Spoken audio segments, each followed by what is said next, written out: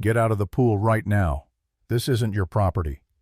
That's what the kid shouted at me, voice cracking with arrogance, standing there in his $200 sneakers like he owned the place.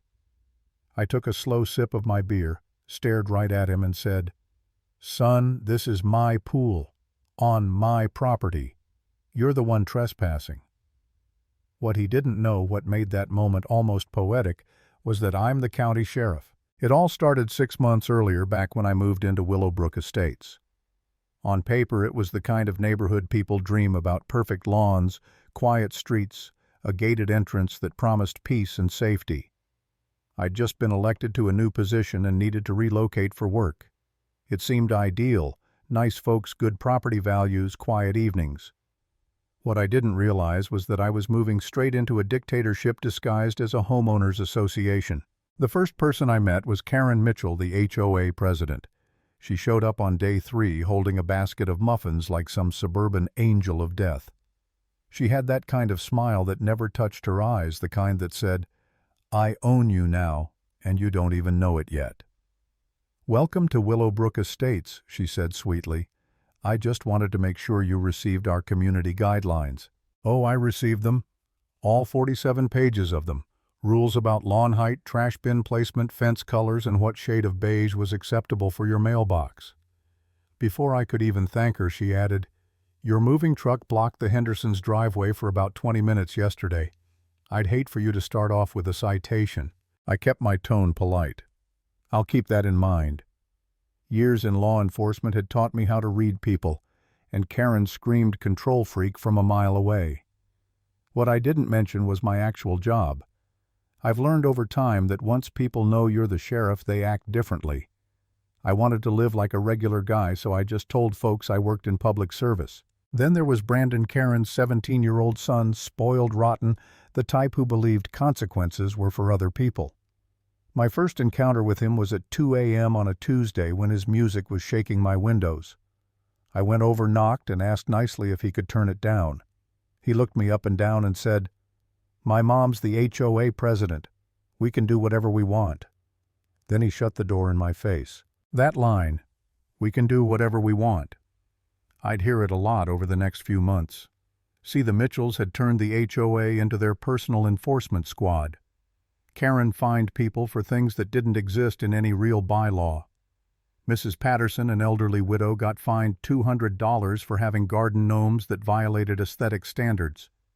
The Johnsons' young couple with a baby got hit with a $500 fine because their car was supposedly parked 3 inches over the line.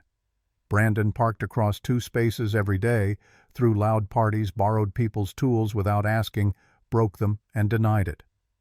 And when anyone complained, Karen stormed in, threatening harassment of HOA leadership and legal action. The whole neighborhood walked on eggshells. People saw Karen coming and suddenly remembered they had somewhere else to be. It was pathetic. Me, I stayed quiet. I just wanted peace. But I noticed the fear, the way people's eyes darted toward their houses when she passed. Still, Brandon couldn't help himself. He started leaving beer cans in my yard after his parties. He'd rev his BMW engine outside my window at 6 a.m. He wanted a reaction, but I didn't give him one. I documented everything: photos, times, dates. Every encounter went into a neat little folder. Then came that Saturday, the day everything changed.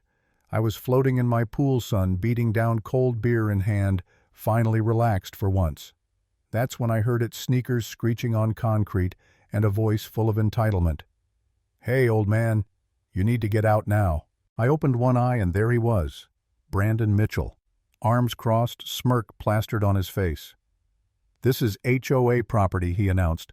"My mom runs this neighborhood, so unless you want problems, I suggest you leave." I almost laughed. "Son, I don't know what maps your mom showed you, but this pool's on my deed. You're trespassing." His face turned red. "You're lying," my mom said. "Your mom's wrong," I said calmly. "Now I'm asking you nicely. Leave my property." Brandon's smirk returned. "You can't tell me what to do. My family runs this place." He pulled out his phone, muttering, "You're done. My mom's going to destroy you." 5 minutes later, here came Karen, storming through my side gate like a hurricane, in yoga pants, clipboard in one hand, phone in the other. "What's going on here?" she demanded, not at her son, but at me. "Your son trespassed and ordered me to leave my own pool," I said, still floating, still calm. "You're in violation," she snapped. "According to HOA property maps, this area is community recreation space." She shoved her phone toward me. It looked like something she'd made in Microsoft Paint. I stared at it, then at her. "Karen, I have the deed. This is private property. Always has been." She smiled thinly.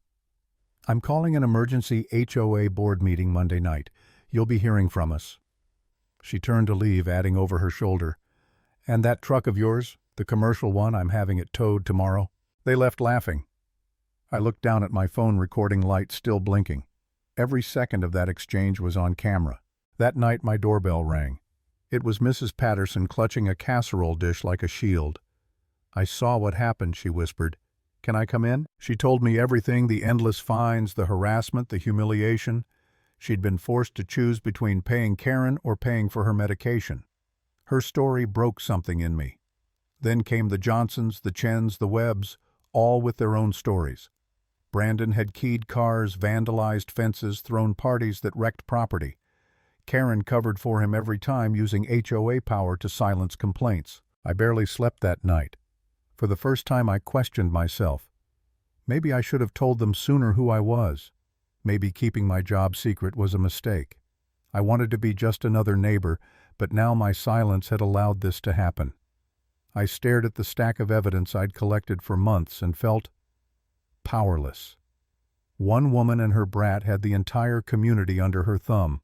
But somewhere in that exhaustion a thought crystallized: she's only powerful because everyone's afraid. What happens when someone isn't?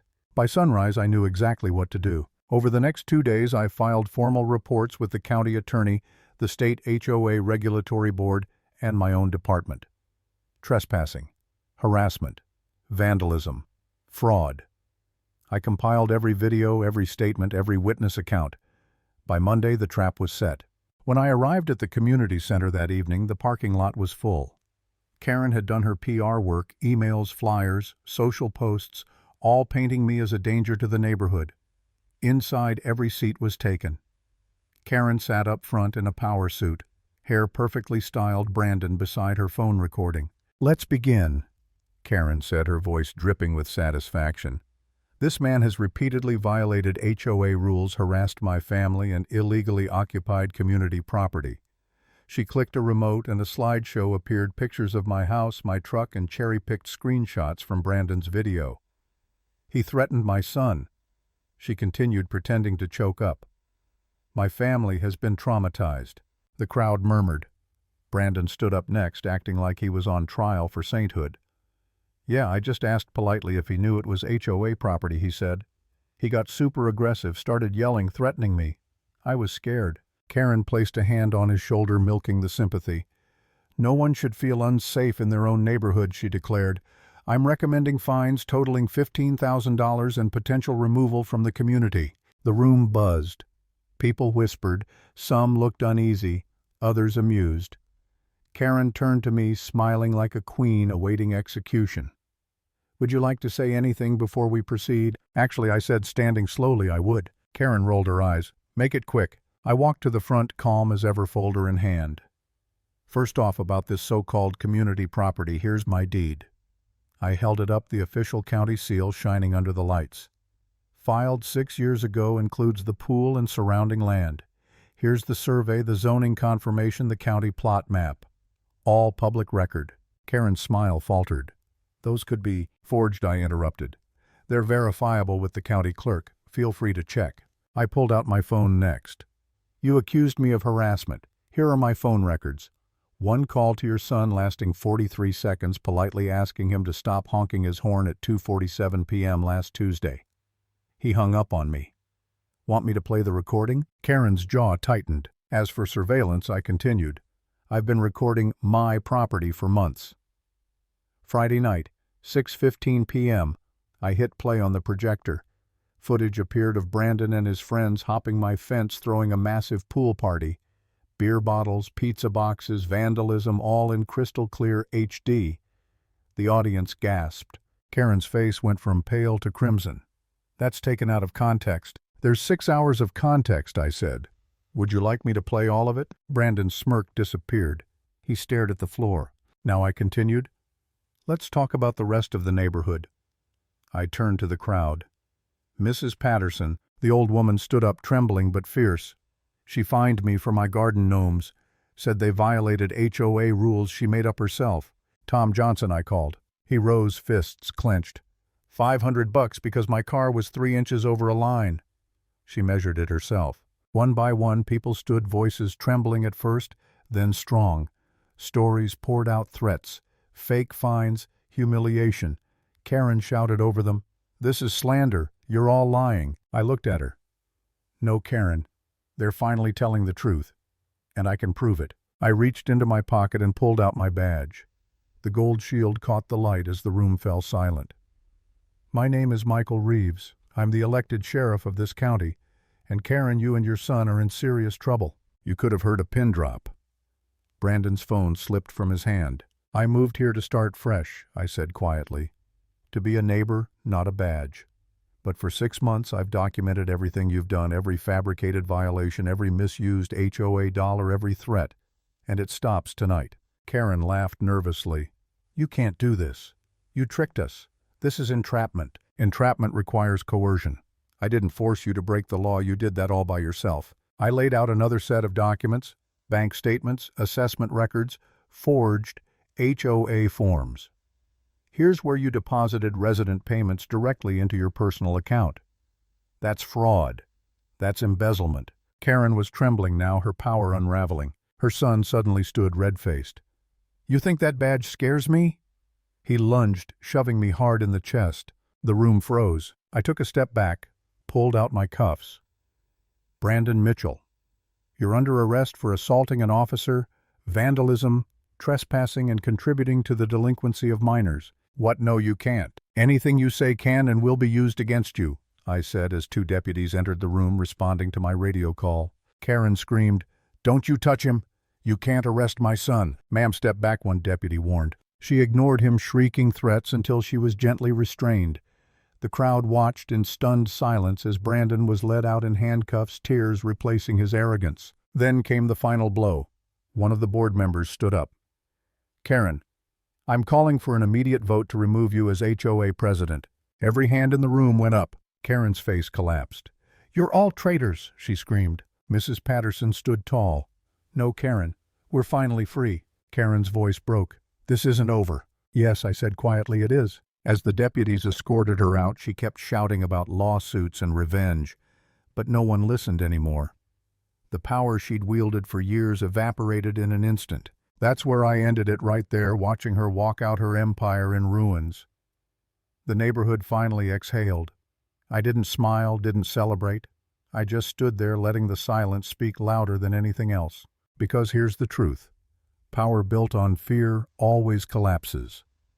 All it takes is one person brave enough to stand up and say, enough.